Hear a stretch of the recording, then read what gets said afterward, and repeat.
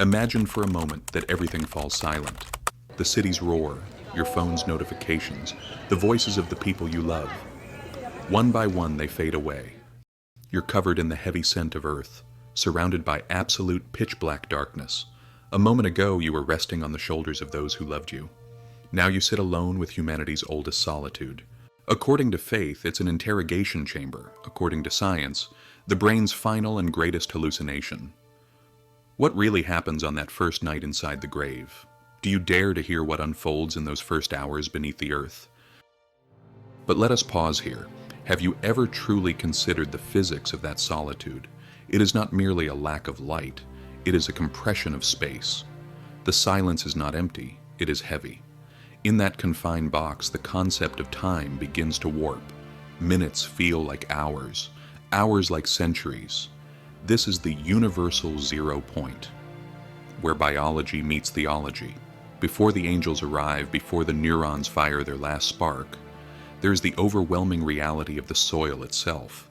It is a boundary that no living signal can cross, and no cry from within can breach. You are now in a sovereign state of existence where the laws of the surface world no longer apply. Across human history, thousands of kingdoms rose and fell, countless wars were fought, and monumental structures were built. Yet every emperor, peasant, rich and poor, eventually meets at the same place, that 2-meter wide hole. Alexander the Great, who conquered the known world, was left with nothing but dust in his hands. The pharaohs built pyramids to defy this night, yet their mummies remain silent for millennia. So what really happens there on that first night? What begins the moment the last handfuls of soil fall from the spade? Today we lift the veil on those first hours after death, from sacred passages in ancient religions to the latest fringes of modern medicine. Burial customs vary from culture to culture.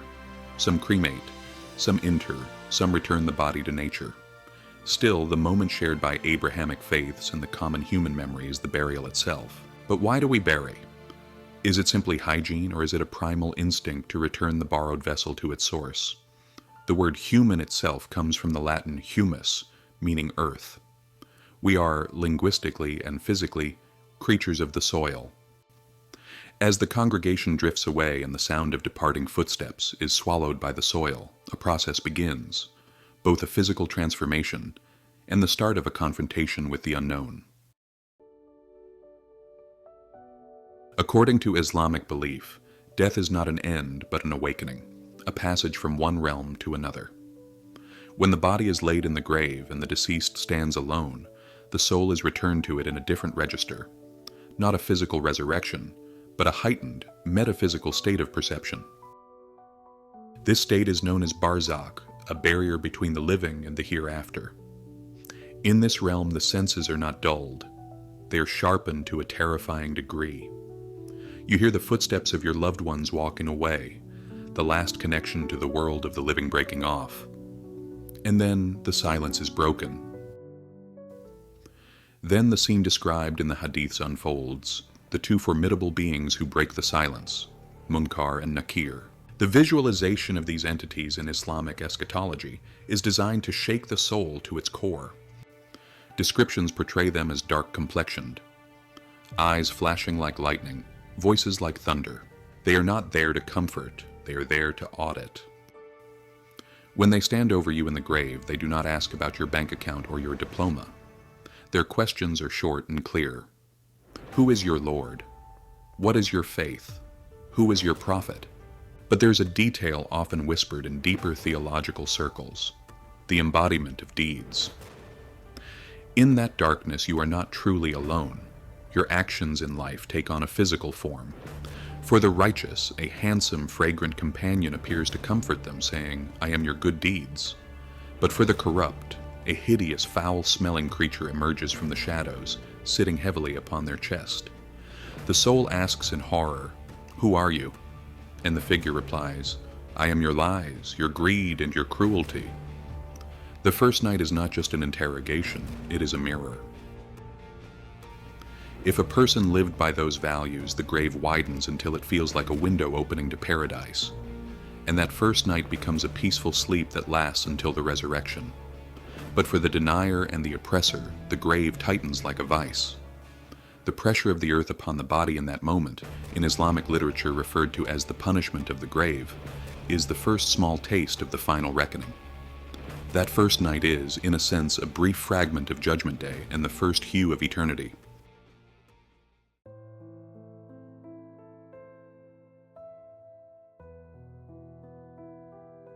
Looking into Jewish mysticism, Kabbalah, and older texts, the first night in the grave becomes even more dramatic.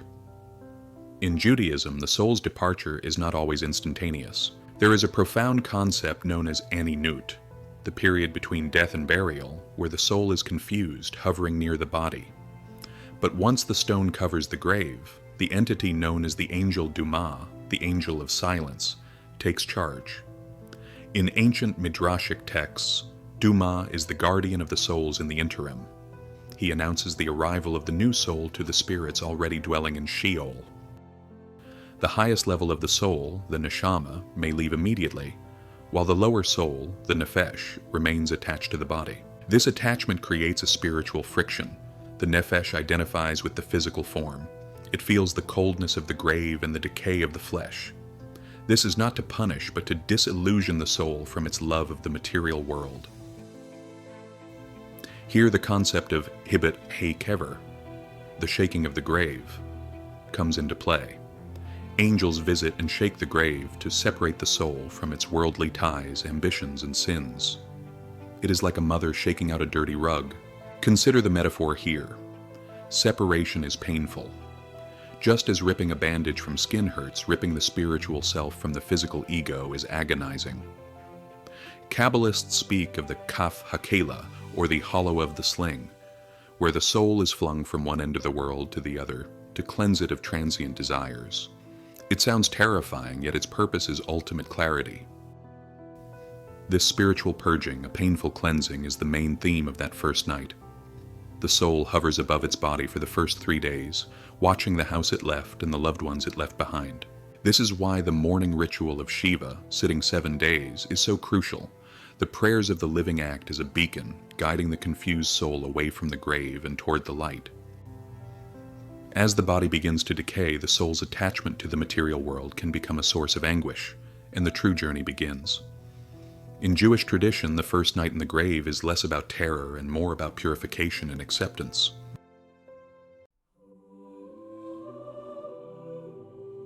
In Christian teaching, the grave is not simply darkness, but a corridor of purification and waiting before the soul enters divine presence. Catholic and Orthodox traditions hold that the moment the body is committed to the earth, the soul faces an individual judgment. However, the journey differs wildly depending on the tradition. In Eastern Orthodox theology, there is a concept known as the aerial toll houses. It is believed that after death, as the soul ascends from the grave toward the throne of God, it must pass through 20 toll houses or checkpoints managed by demons. Each station tests a specific sin: pride, envy, lying. On that first night, the soul, accompanied by guardian angels, begins this perilous ascent, while demons attempt to drag it back down into the abyss based on its unconfessed sins. The grave is merely the launching pad for this spiritual warfare in the skies. Catholic traditions hold that in the grave silence, the soul sees its life measured under an inner divine light. This is the particular judgment. It is an instantaneous download of truth. There are no secrets in the grave. Every hidden thought, every whispered word is laid bare. If the person has lived in accordance with divine grace, a peaceful waiting ensues, accompanied by saints and angels. In Christianity, the buried body is like a seed, sleeping until the second coming of Christ. But what of the restless?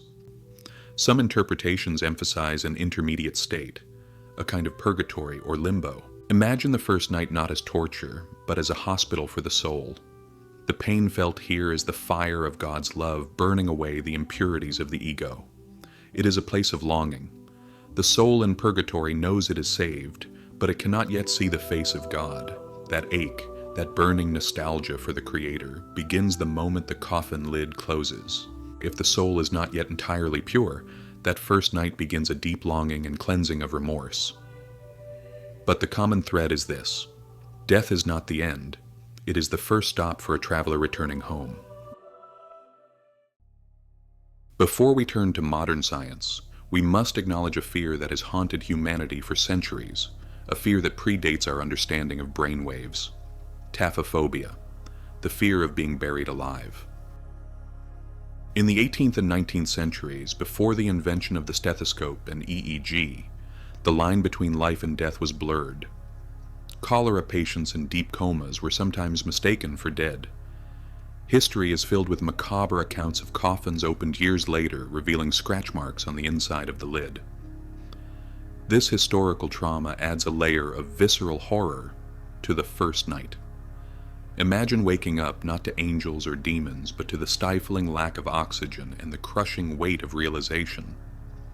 This physical possibility, however rare today, grounds our spiritual fears in a very tangible reality.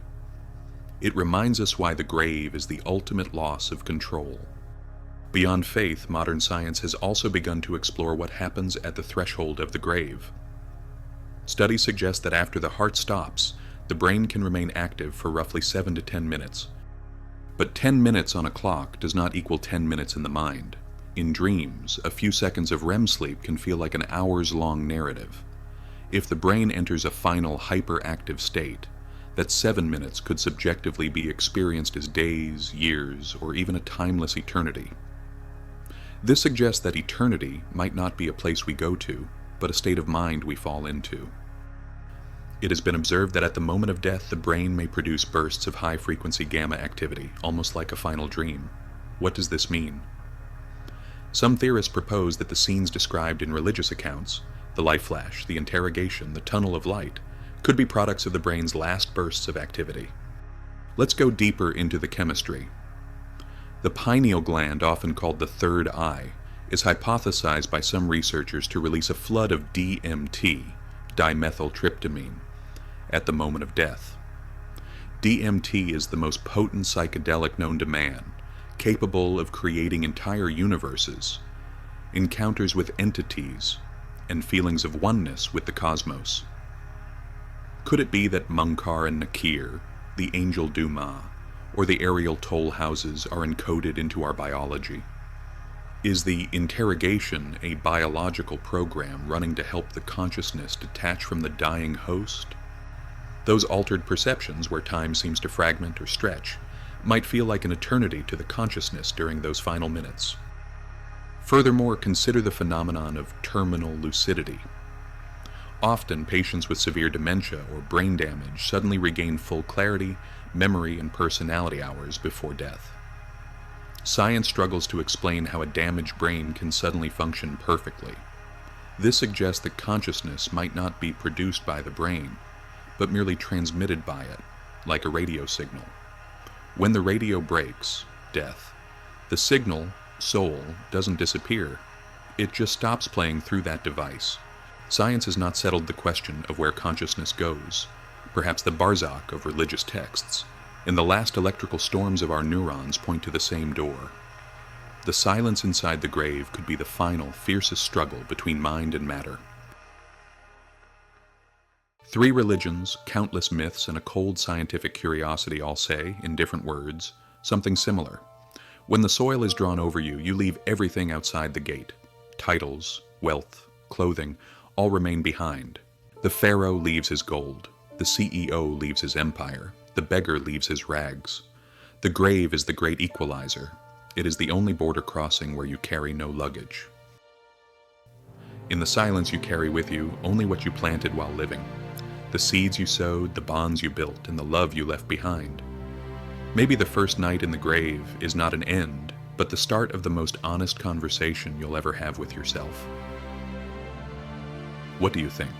In your faith or in the stories you've heard, what is said about the first night in the grave? Does the 7-minute theory make you see modern research as proof of the soul's existence? Share your thoughts in the comments and let's discuss this profound topic. If you enjoy exploring mysteries, subscribe to the channel and turn on notifications. Remember, life is fragile, but the meanings we leave behind can be timeless. Until our next journey, meet me at another door of the unknown. Take care. For now, farewell.